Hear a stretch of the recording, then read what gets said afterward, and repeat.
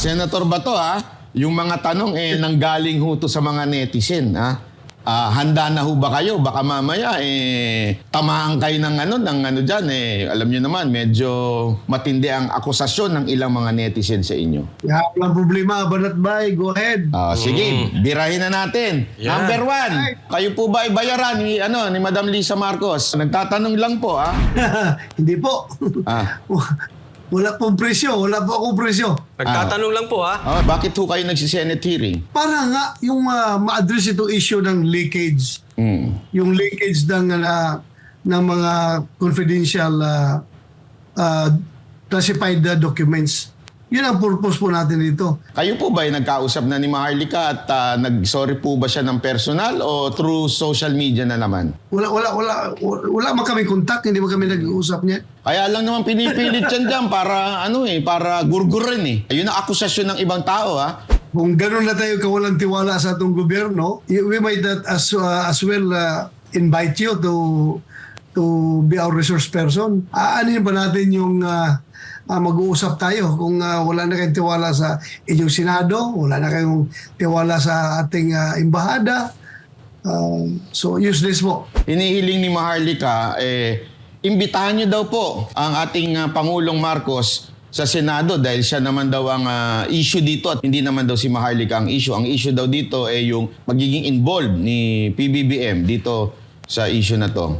Maaari niyo bang imbitahan si Marcos? Pwede man kung gugustuhin natin, pero we are going too far. Napapalayo tayo sa ating objective ng hearing, no? Ang ating objective ng hearing ay yung PDEA leaks, yung leakage. Bakit nag-leak yung mga papel na yan? Yun ang ating iniimbestigahan. Hindi po ito investigation in aid of persecution. Kung sino yung nasa sa loob ng papel na yun, ipipersecute natin. Dapat daw po, hindi lang siya ang ipatawag dyan. Gawa ng si PRRD naman daw ang unang nag-leak niyan. Sumunod lang naman daw siya. So dapat pati daw si PRD mapatawag. Wala namang papel na pinakita si PRRD. Wala siya pinakita. Ang papel na subject ngayon sa ating investigation ay yung kanyang pinapakalat sa social media. Galit na galit yung mga audience ngayon para sa kaalaman ninyo. Nagagalit po sila, sinasabi nilang, hindi, dapat idiin si Marcos.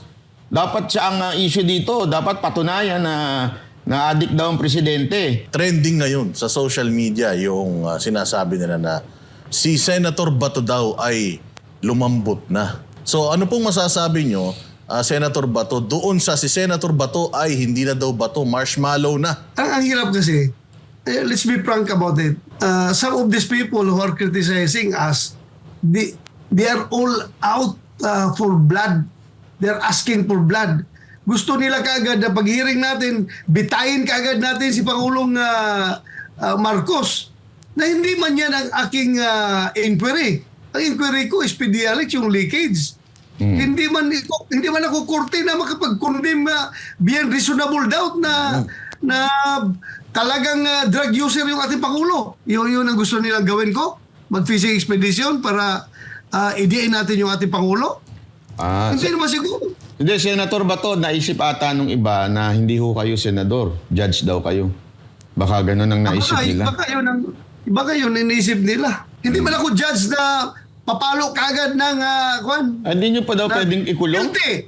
President Marcos, guilty. Hindi man ako ganun. Hindi man ako husgado na magsabing guilty siya. May mga nagagalit sa inyo, may natutuwa. Kayo po ang pinakamainit na senador ngayon at itong inyong hinahawakan ay pinakamainit din na topic. Yung inyo daw manner ng pag-iimbestiga, sabi nila ay dahil po kayo ay natatakot dahil baka buksan yung patungkol sa ICC. Bakit pa ako matatakot? Hindi po ako magpapadikta, hindi ko magpapa-influence kahit sino man. Okay, Senator Bato, bago tayo magtapos, mensahe niyo po sa mga nambabash at sa mga sumusuporta sa inyo. Ano po ang mensahe niyo po? Well, sa lahat ng mga nagbaba sa akin, pasensya na kayo if I failed your expectation. If you're expecting something different from the outcome of my investigation, pasensya na po. Basta ako, I have to maintain my focus sa anong direksyon na tatahakin ko sa aking investigation. Ako lang po, kasi ako rin mananagot yan as the chairman. Yun lang po ang sa akin. I don't have to satisfy all of you. Nagkakandak ako ng investigasyon to get the truth. Hindi po ako nagkandak ng investigasyon para liligaya kayo, para sasaya kayo. Pasensya na po. Because if I'm going to satisfy everyone, then mawawala yung objectivity ng aking Senate investigation. So, yun lang po masasabi ko siya. Pasensya lang kung hindi ko kayo napasaya. Hindi ko na I failed to measure up to your expectation. Pasensya na po dahil ako may sarili rin akong expectation as the chairman of this committee. How I will deal this matter, please leave it to me. Kung ito'y mag-fail man o mag-succeed, nasa akin na yan. Pwede nyo, you can judge me sa outcome ng investigation na ito. Pero if gusto niyo na i-satisfy ko lahat para masaya ang lahat sa gusto nilang maging outcome, sorry po. At I'm not here to satisfy you. I'm here to get to the